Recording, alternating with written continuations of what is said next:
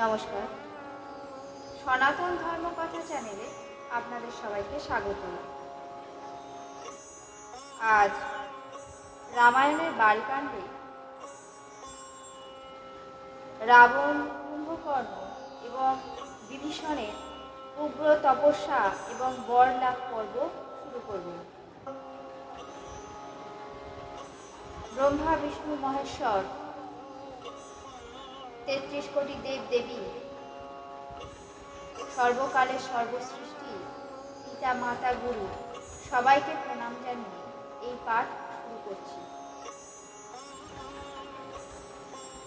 রাবণ, বিভীষণ এবং কুম্ভকর্ণ জন্মানোর বেশ কিছু বছর কেটে যাওয়ার পর তিন ভাই নানা রকম কঠিন উগ্র তপস্যা শুরু করলো।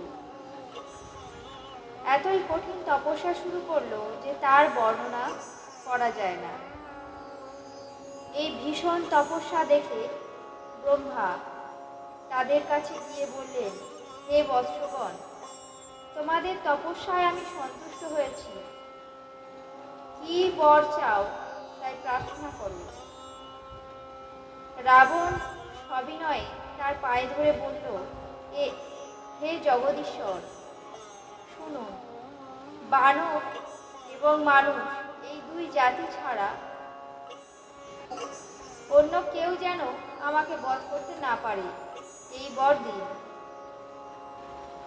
ভগবান শঙ্কর বললেন, আমি এবং ব্রহ্মা উভয়ে একত্রে বর দিলাম যে তাই হোক, এবং অস্তু। তুমি ভীষণ তপস্যা করেছ। এরপর ব্রহ্মা কুম্ভকর্ণের কাছে গেলেন। তাকে দেখে তিনি বড়ই আশ্চর্যান্বিত হলেন। এই দুষ্ট যদি প্রতিদিন আহার করে তবে জগতের প্রাণীকুল নিশ্চিহ্ন হয়ে যাবে। এই ভেবে দেবী সরস্বতীকে দিয়ে তার বুদ্ধিভ্রংশ করিয়ে দিলেন, যার ফলে কুম্ভকর্ণ 6 মাস ঘুমিয়ে থাকার বর প্রার্থনা করল। তারপর বিভীষণের কাছে গিয়ে বললেন, হে পুত্র, তোমার তপস্যা পূর্ণ হয়েছে, তোমার অভিষ্ট বর প্রার্থনা করো। ভগবানের চরণ কমলে নিষ্কাম ও অনন্য ভক্তি প্রার্থনা করলেন বিভীষণ। এদের তিনজনকে বর দান করে ব্রহ্মা চলে গেলেন, আর এরা তিন ভাই নিজ নিজ ভবনে হর্ষান্বিত চিত্তে ফিরে গেল। ময়দানব নামক এক রাক্ষসের মন্দোদরী নামে পরমা সুন্দরী রূপবতী এক কন্যা ছিল। সেই কন্যাকে এনে রাবণের হাতে সম্প্রদান করল ময়দানব। সে বুঝতে পেরেছিল যে এই রাবণ রাক্ষসদের রাজা হবে। এই কন্যারত্ন পেয়ে রাবণ খুবই আনন্দিত হল এবং সে নিজে ছোট দুই ভাইয়ের বিয়ের ব্যবস্থা করল। সমুদ্রের মধ্যে ত্রিকূট পর্বতের উপর ব্রহ্মার এক অতি দুর্ভেদ্য দুর্গ ছিল। সেটি ভীষণ মায়াবী এবং বিপুল কারিগর সম্পন্ন এক দুর্গ। ময়দানব সেই দুর্গকে সুসজ্জিত করে দিল। তার মধ্যে মণিমুক্তা খচিত অনেক স্বর্ণমহল রচনা করল।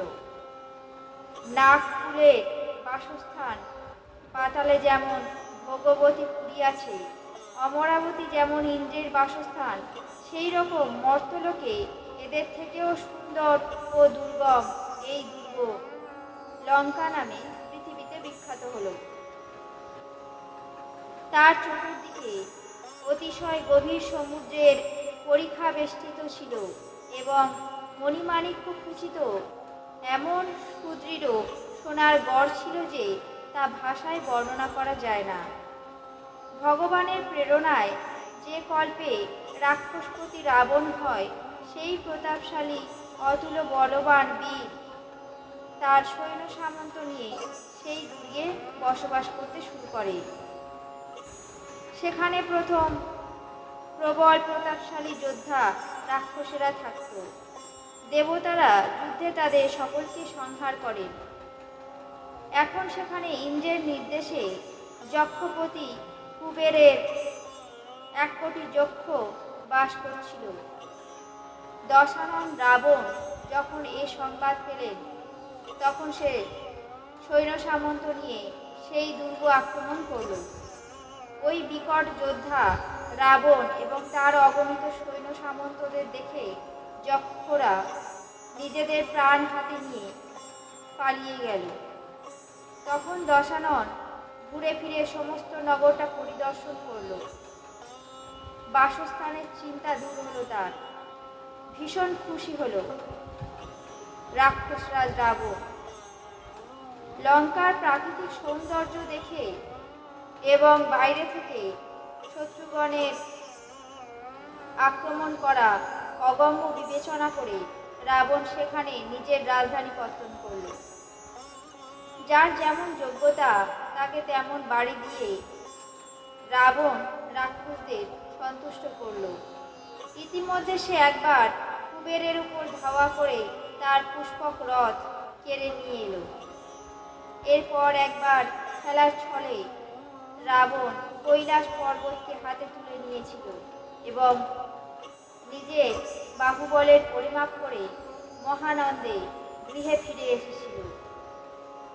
সুখ সম্পত্তি, পুত্র সৈন্য সামন্ত সহায়, জয় প্রতাপ, বল বুদ্ধি আর গৌরব নিত্য নতুনভাবে তার বাড়তে লাগলো। যেমন লাভ হলে লোভ বেড়ে যায়, তেমনই তার ভাই কুম্ভকর্ণ এমন শক্তিশালী ছিল যে জগতে সে অদ্বিতীয় যোদ্ধা। তার সমতুল্য কেউ ছিল না। পান ভোজনান্তে সে 6 মাস কাল নিদ্রামগ্ন থাকত। সে ঘুম ভেঙে জাগলেই ত্রিভুবন ভয়ে কাঁপত। সে যদি রোজ আহার করত তাহলে এ জগৎ অবিলম্বে প্রাণীশূন্য হয়ে যেত। তার সমর দক্ষতা বর্ণনার অতীত। লঙ্কায় তার মতো বীর অসংখ্য ছিল। রাবণের জ্যেষ্ঠ পুত্রের নাম মেঘনাদ। পৃথিবীতে যোদ্ধাদের মধ্যে সে সর্বশ্রেষ্ঠ ছিল। যুদ্ধে তার সামনে কেউ দাঁড়াতে পারত না। স্বর্গে তো তার ভয়ে যখন তখন ত্রাহি ত্রাহি রব উঠতে লাগল। এরা ছাড়াও দুর্মুখ, অকম্পন, বজ্রদন্ত, ধূমকেতু ও অতিকায় প্রভৃতি এমন বহু যোদ্ধা ছিল যারা প্রত্যেকেই একলাই সংসার জয় করতে পারত। সব রাক্ষসী ইচ্ছামতো রূপ ধারণ করতে পারত এবং আসরী শক্তির মায়া বলে যখন যেমন খুশি সেভাবে নিজেদেরকে পরিচালনা করতে পারত। স্বপ্নেও এদের মনে দয়া ধর্মের লেশমাত্র ছিল না। একবার সভার মধ্যে রাবণ নিজের এই অগণিত পরিবারকে দেখল। পুত্র পৌত্র, আত্মীয় পরিজন, সেবক ভৃত্য এই সব রাক্ষসের সংখ্যাকে গুণে কে শেষ করতে পারে? নিজের সৈন্য সামন্ত দেখে স্বভাবত অহংকারী রাবণ অত্যন্ত গর্ব ও ক্রোধের সঙ্গে বলল, হে রাক্ষস দল, শোনো, দেবতারা আমাদের শত্রু। এরা সামনে এসে যুদ্ধ করে না। বলবান শত্রু দেখলে তারা পালিয়ে যায়। তাদের মৃত্যুর একটাই উপায় আছে, আমি বুঝিয়ে বলছি, সকলে মন দিয়ে শোনো। তাদের বলবর্ধক, ব্রাহ্মণ ভোজন, যজ্ঞ, হোম এবং শ্রাদ্ধ এইসব জায়গায় গিয়ে তোমরা তাণ্ডব করো এবং তা ধ্বংস করো। ক্ষুধায় কাতর এবং দুর্বল হয়ে দেবতারা সহজেই আমাদের আয়ত্তে চলে আসবে। তখন আমি তাদের ধ্বংস করব অথবা পদানত করে ছাড়ব। এরপর সে মেঘনাদকে ডেকে দেবতাদের বিরুদ্ধে শত্রুতার বৃদ্ধির শিক্ষাই দিল এবং বলল, হে বৎস মেঘনাদ, যেসব দেবতা যুদ্ধে বীর ও বলবান এবং যেসব যোদ্ধার অহংকার আছে তাদের যুদ্ধে পরাজিত করে এখানে বেঁধে নিয়ে এসো। মেঘনাদ পিতার আজ্ঞা শিরোধার্য করে উঠে উঠে দাঁড়ালো এবং এইভাবে রাবণ সকলকে একটার পর একটা আদেশ দিয়ে দেবলোকের দিকে পাঠিয়ে দিল। রাবণের পদভরে পৃথিবী কম্পিত হতে লাগলো, তার হুঙ্কারে দেব রমণীগণের গর্ভপাত হতে লাগলো। প্রধানমত্ত রাবণের আগমন সংবাদে দেবতারা সুমেরু পর্বতের গুহার মধ্যে আশ্রয় নিতে শুরু করলেন। দিকপালদের মনোরম লোকসকল সব শূন্য দেখতে পেল। রাবণ বারে বারে সিংহনাদ করে দেবতাদের গালাগালি দিয়ে যুদ্ধে আহ্বান করতে লাগলো। রণমদে মত্ত হয়ে সে সর্বত্র নিজের সমকক্ষ যোদ্ধার সন্ধানে সমস্ত পৃথিবীতে ছুটে বেড়াতে লাগলো, কিন্তু কোথাও তা পেল না। চন্দ্র, সূর্য, বায়ু, বরুণ, কুবের, অগ্নি, কাল এবং যমাদি সমস্ত আধিকারিক, কিন্নর, সিদ্ধ, মনুষ্য, দেবতা ও নাগেদের উপর রাবণের জুলুম চলতেই থাকল। ব্রহ্মার সৃষ্টিতে যত নরনারী ছিল সকলেই রাবণের বশীভূত হল। ভয়ে ভীত হয়ে সকলে তার আদেশ পালন করত আর প্রতিদিন বিনীতভাবে তার চরণে প্রণাম নিবেদন করত। নিজের বাহুবলে রাবণ সমস্ত সংসারকে নিজের বশীভূত করেছিল, সকলকেই নিজের অধীনে আনতে শুরু করল। এইভাবে পৃথিবীতে রাবণ একমাত্র চক্রবর্তী সম্রাট হয়ে নিজের ইচ্ছামতো রাজত্ব করতে লাগল। দেবতা, যক্ষ, গন্ধর্ব, মনুষ্য, কিন্নর এবং নাগকন্যাদের আরও অনেক সুন্দরী এবং শ্রেষ্ঠ নারীদের নিজের বাহুবলে জয় করে রাবণ তাদের বিয়ে করল। রামায়ণের বালকান্ডের পাঠ আজ এখানেই শেষ করছি। কেমন লাগছে আপনাদের কমেন্ট বক্সে অবশ্যই জানাবেন। চ্যানেলটিকে সাবস্ক্রাইব করবেন এবং লাইক করবেন, শেয়ার করবেন। ধন্যবাদ।